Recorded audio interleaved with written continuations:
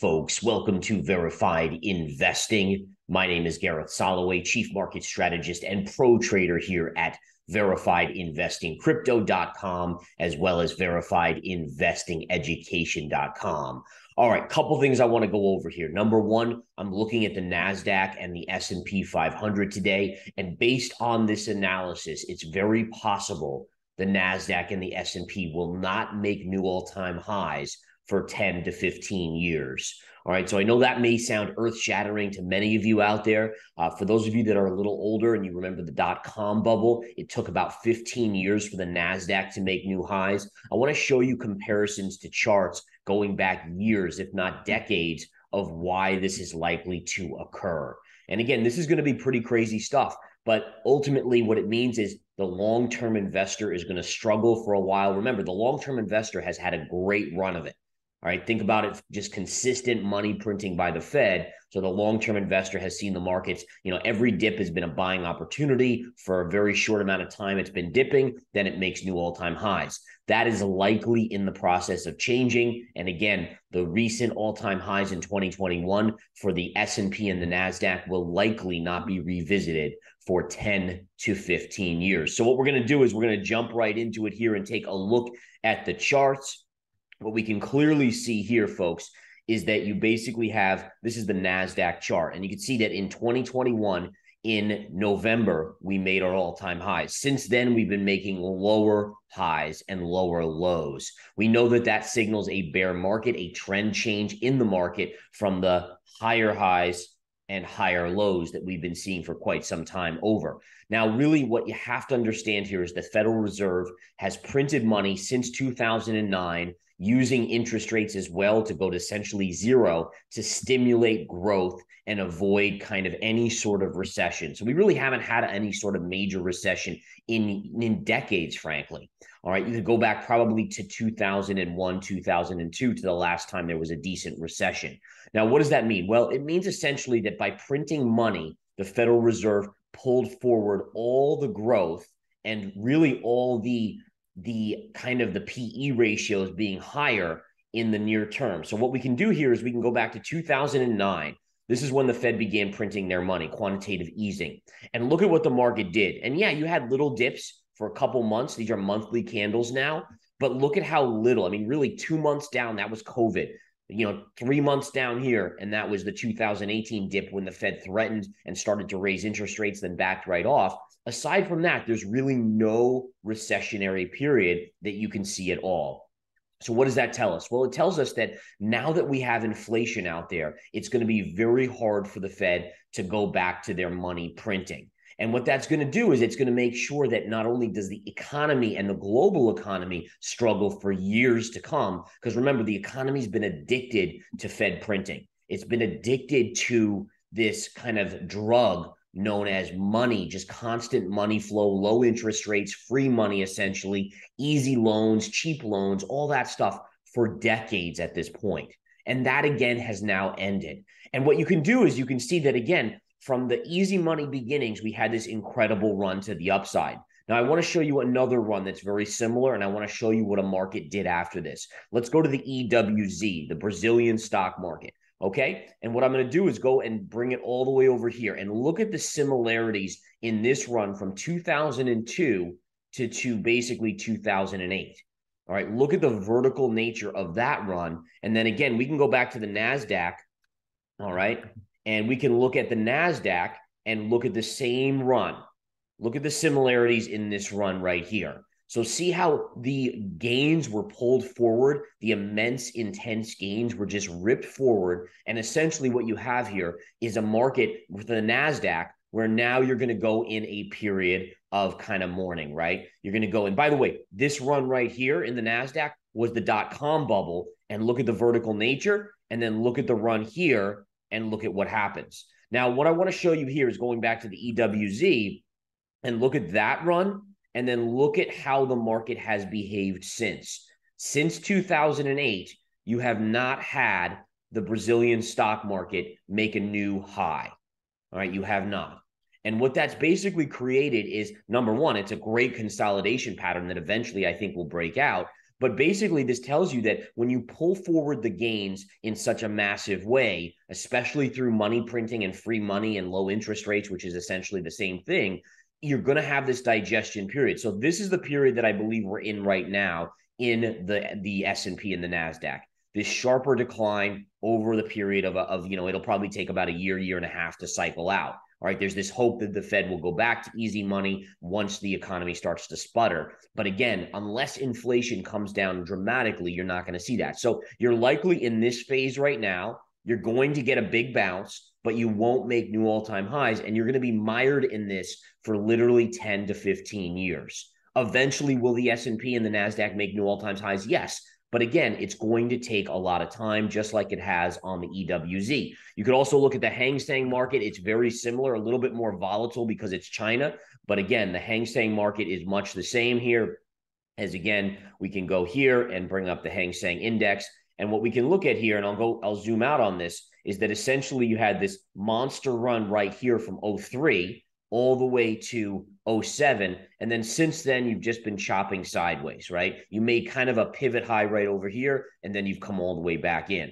So again, there's history showing that when you have high inflation, the governments have to step back from stimulus, and that ultimately causes a long, prolonged recessionary period. And really, it puts in a pivot top for decades to come on the markets. All right, now let's go back to the NASDAQ. I want to show you guys this because this is pretty cool stuff. So if we go back to the NASDAQ, what I was doing was I was looking at the similarities between the dot-coms, right? And what we could see here is if we go back to basically right here, right? So this would be the start of the dot-com run. And again, look at how the dot-com run starts slow, upticking, I mean, pretty gradual up, and then it gets more and more vertical, and then it just spikes up. All right, now what I want to do is I want to go to the current period in the NASDAQ.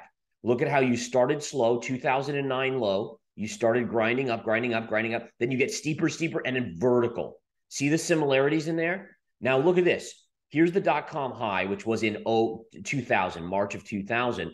And again, we made a low in 2002 October. So what that does is it gives us an idea about how long until we actually put in a potential low on this market. So we still, honestly, we have about another year to go of downside at minimum before the market makes a bottom. All right, so we're basically 1 year in, give or take, from the all-time highs, just like here, 1 year in, look at this, 1 year in was right over here. All right, so you still have quite a bit more downside to go. In fact, in terms of percentages from this high of 2000, you have basically 50% downside to go. I mean, it doesn't look like that much, right? Because you had such a big drop here, but still another 50% downside in the NASDAQ 100. All right. Now, a couple other things to go over.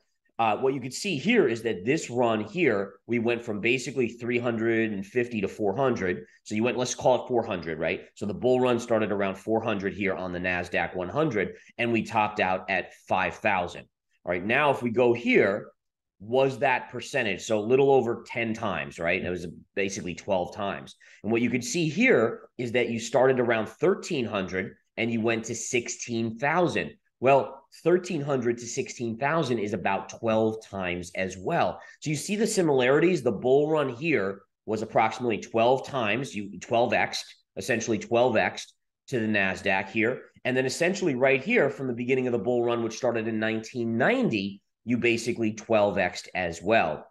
Now here you could also make a case that we started the bull run in 1990. All right, you topped out in 2000. That was approximately 10 years. Now, if you look here from 09, we actually topped out in 2021. That was a 12-year move. Now, part of that, do I think it was COVID-related stimulus, the reason why it was slightly longer? Yeah, I honestly do think. I think the immense, printing of money from the Fed because of COVID and because of the government, the U.S. government sending checks, it probably elongated the cycle by just about 2 years. And again, think about COVID was 2020. When did the markets top? Basically late 2021, almost 2 years later. So you could argue that we were basically topping in the market here, all right? And then you had the elongated cycle for an extra 2 years. Now also look at the topping candles. Look at this candle here and look at this candle on the monthly chart here. Now, this one's a topping tail. This one's a doji, but either way, they're very similar. And then look at the vertical nature of this market fall.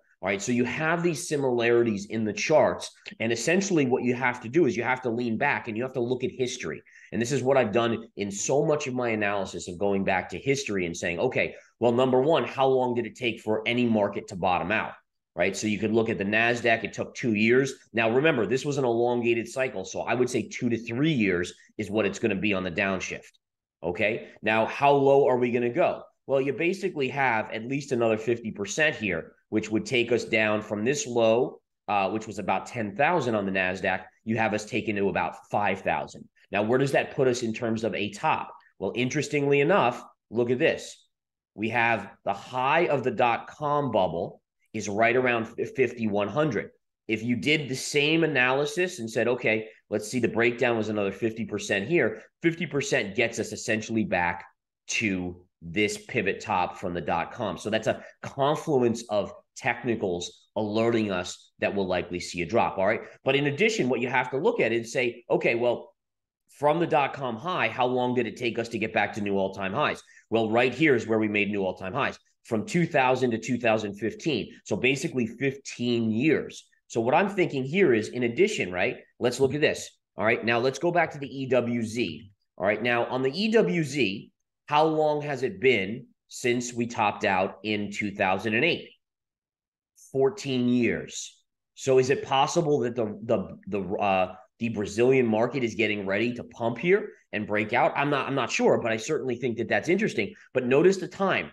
From this top to where we are, 14 years, from where you saw the NASDAQ in 2000 to when it finally was able to break out and make a new all-time high, it was 15 years. So it gives us a year here where it wouldn't be shocking on the Brazilian market to see a break to the upside. Much the same, guys, in the Hang Seng market as well.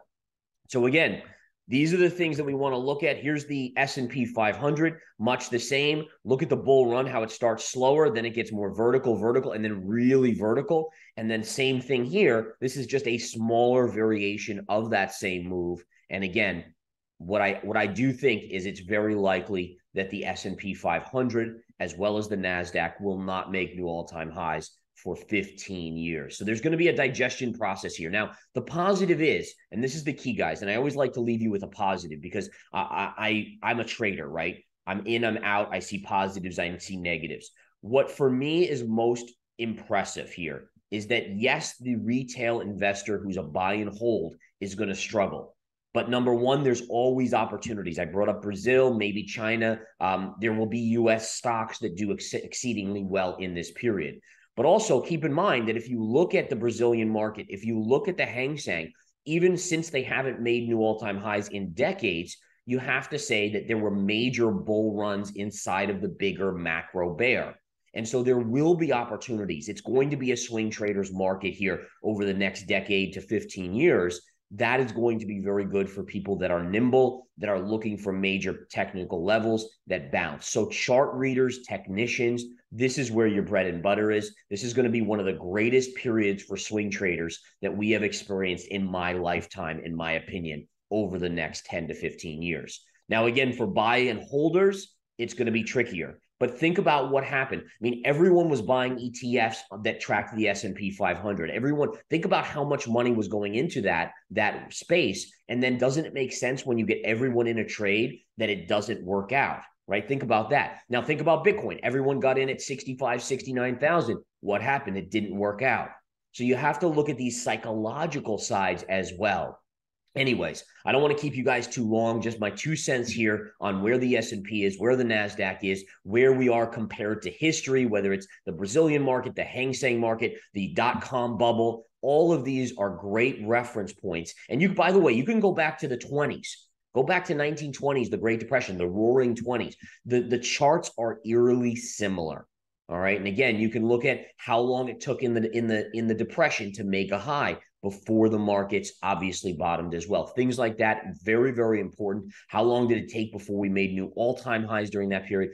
Fascinating to look at history. Remember, folks, we are humans. We run on emotion. Humans by nature are emotional. Therefore, we tend to repeat emotional mistakes. Greed and fear rules the day. Doesn't matter what asset class. There's greed and there's fear because humans are the ones trading. They're buying and selling.